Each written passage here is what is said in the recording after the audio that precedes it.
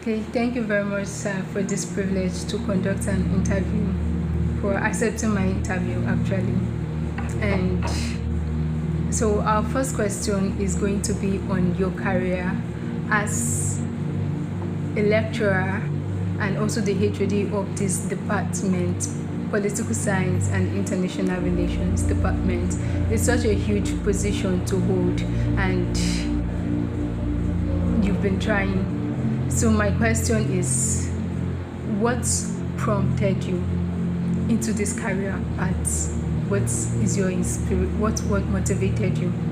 All right, thank you so much. I am an academic who happens to lecture at the university, one of the greatest universities in Nigeria, which is University of Abuja.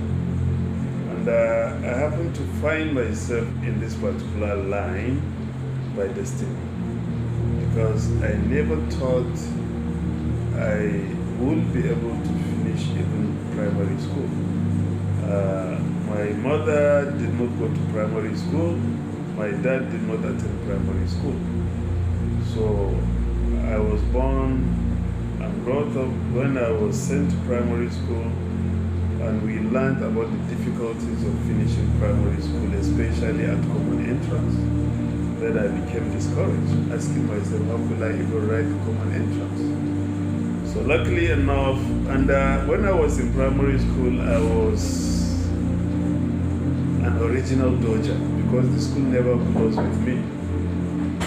When it was, let's say, primary 5, primary 6, whenever it was break, I left the school, I closed. Then till the following morning, I would take my bag and go to the school. When I was in junior secondary school, the school never closed with me, because I was very good at copying notes, and I would just go copy the notes, put the book back in the bag, go back to the house and keep the bag. I never knew there was something read your book. It was not in my culture. I never learned that until I went to SS1, and my teacher gave me an assignment, or gave us rather as a class, to go and draw an ear. Biology teacher, you should draw a level, an ear. So I did that, I passed that, and social studies asked us that we'll be having a test next week. Then for the first time, to bring out my book, to study, to read, and after I wrote the test, I passed. I scored one of the highest marks in the class. So I discovered, oh, that is what learning is all about. Just go pick your book and read what you have crammed or read, come and put it, black and white. So if that should be the case, I have started doing that. So I went on SS2, SS3, and I wrote WAEC once, and I passed. Wow. Then I proceeded to IJMB in Zaria. That is Zaria Kaduna Polytechnic, formerly UP, formerly Globalight Polytechnic. It was supposed to be, there was IJMB for 2 years, there was IJMB for 1 year. So I applied for 1 year IJMB, and I did not spend up to 1 year. I spent just 7 months there because there was a strike. Then after that, we wrote our exams, and I passed the IJMB exam. So I got admission to study political science. I never wanted to study political science because I wanted to study law. But I was given admission to study political science at Usman Danfodio University, Sokoto. I started from 200 level. The dean of this faculty, the current dean of this faculty, was my classmate. We schooled together. So I met him in 200 level after he had finished 100 level. So I joined them in 200 level. So I spent 3 years in the university, and I obtained my degree as Bachelor of Science, Political Science, which I got second class upper. So when I returned, I went to Rivers instead. I served. Then I came back to Abuja. I moved to Kaduna where I was born. Then I got a job from this particular university as graduate assistant. So I was invited to come for an interview and I got the job as graduate assistant. Even though when I was doing my IJMB, I used to take my friends' tutorials, teach them government, economics and sociology. So from this particular experience, they began to prophesize for me that I would be actually good in lecturing. They started calling me lecturer. So, and it wasn't a dream, but that's why I said it was destiny. I was destined to be in the line. And it came true, it became a reality. So quickly I enrolled for my master's. I did my master's in this department. And after I finished my master's, I got a scholarship to go to People's Republic of China to study my PhD. So I went to People's Republic of China, specifically Hubei province, and I lived in Wuhan city of Wuhan.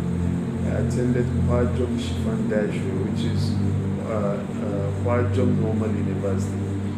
So I studied Chinese language for 1 year. Every day I was having like 2 to 3 classes of reading in Chinese language, speaking in Chinese language, and comprehensive in Chinese language. So I spent 1 complete year studying Chinese language. I finished. Then I started my major, which is international politics. So I spent 3 years during my PhD. So all in all, I spent 4 years in China. And I graduated, I left China in 2011, which is about, let me say, 9 years plus 5, which is like 14 years ago. So I continued with my lecturing job. At the departmental level, I was once exam officer, I was level coordinator, I was staff advisor.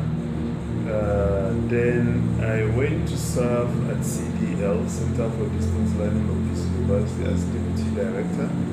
Then I also served as director, University of Abuja Center for Institute for Legislative Studies. Then head of department 3 years ago. I served 2 years, and my appointment was renewed by Professor Ibrahim, the former Vice Chancellor of the university. As I speak with you, I'm the director of Center for Contemporary China Africa Research in Nigeria. So we have written more than 12 books as contribution to knowledge, and I've written more than 100 journal articles, both international and local journals. And we are still writing, we are still learning, because if you are in an academic environment, you are always learning. It's not everything that you know. So for you to keep knowing, you have to keep studying, you have to keep reading. That is why we have maintained that particular culture of learning. We are still students of knowledge, even though we impart the little knowledge we have actually learned. So this is just a short bio in terms of my academic journey, my career as an academic in University of Abuja, specifically Department of Political Science and International Relations. I've attended so many international summits, such as the Mid-East Summit in Morocco, that was 2019. I attended the Forum on China-Africa Cooperation Summit in Johannesburg, South Africa. I attended BRICS Media Forum, also in South Africa. I attended China-Africa Think Tank Summit in Dar es Salaam in Tanzania. I attended a program on emotional intelligence in Nairobi, Kenya. I attended one on Politics and Democracy in Ghali, which is Rwanda. I attended several seminars in China in 2015, in 2016. I conducted a research in a province called Qinghai province in western China. I attended the program in Beijing in 2015 on China studies. I attended another seminar in Zhejiang International Business University in 2018. I attended another seminar at the Institute for African Studies of Chinese Academy of Social Sciences in Beijing. That was around 2019 also. Then I also attended another seminar in Shanghai, in Shanghai, People's Republic of China, in the 2024. And I also, and so many others. Yes, so I also attended conferences locally, in different universities, such as Nile University, Nigerian Defense Academy, such as University of Oyo, Ibrahim.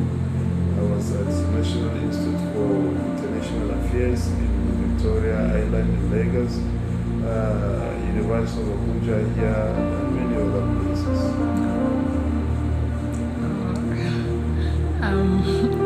I'm lost in your achievements. I don't know.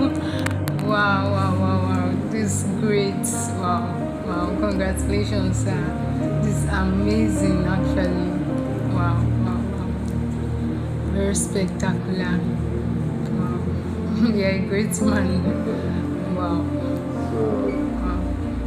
So the next question. Okay, sir, in all your achievements, I've seen you've done a lot, you've encountered a lot, you've had lots of experiences throughout your journey. Sir, so from your journey, can you what is that one lesson you have learned? One lesson that life has actually taught you? The lesson I've learned is commitment. Commitment to duty, commitment to what you are doing, and you become so resilient. You do not rest until you get what you want. That is just my life lesson, because when I was doing IJMB, I encountered difficulties. Just for me to make a change, I wanted to change my course, but it was not so easy, and the level coordinator said he was not changing it for me, but I persuaded and it had to be changed, and I did what I wanted to do as a course. So when I went to the university, I was given admission to study direct entry, that's 200 level. The screening officer screened me for 100 level. I refused to start studying until it was changed to direct entry because I earned. So commitment, what is worth doing is what doing well. Make sure that you commit yourself to whatever you do. I believe that is just my life lesson which I have learned, and I made it to be part of my personal culture in terms of the goals I pursue and the process of achieving that particular culture. This is what I pursue. Thank you very much, sir, for that amazing answer. So, what is one failure you have encountered throughout your journey, and what was your reaction to it? How did they affect you positively or negatively? Well, in my life, I don't think I never felt, really, to be frank with you. What is failure? Failure is lacking the ability to get what you want or to achieve what you want. So you think you failed. Educationally, I did not fail. Most of my age mates, are now my students. Yeah, some of my course mates at secondary school, I'm teaching them now. my coursemate at, let me say, university, people with whom we graduated at university together, they are my students now. So education is what's wrong. I think I achieved. That is one. Secondly, in terms of fortune, in terms of means of livelihood, I did not fail. Why? Because I struggled to make sure that I survive. At least I have something to live on. So I've not failed in that particular regards. I have my salary, I do my businesses. So you can see I'm not a failure to myself, not even to my family. So failure is something that should be jettisoned. Failure is something that shouldn't be recorded by a rational thinking human being. When you set a goal, you work towards achieving the goal and you achieve it. So you don't fail. Okay, so there is no failure in that particular journey. Really, I don't think I've ever wanted something and I failed. Wow. That is That's rare. Yes. So I can't even imagine. I can't even remember what is it that I failed to achieve or to get. Wow. Sincerely speaking. And it is not part of me. Wow. Inspired. Yeah. Wow. So thank you very much, sir, for your time. Have come, and I really appreciate you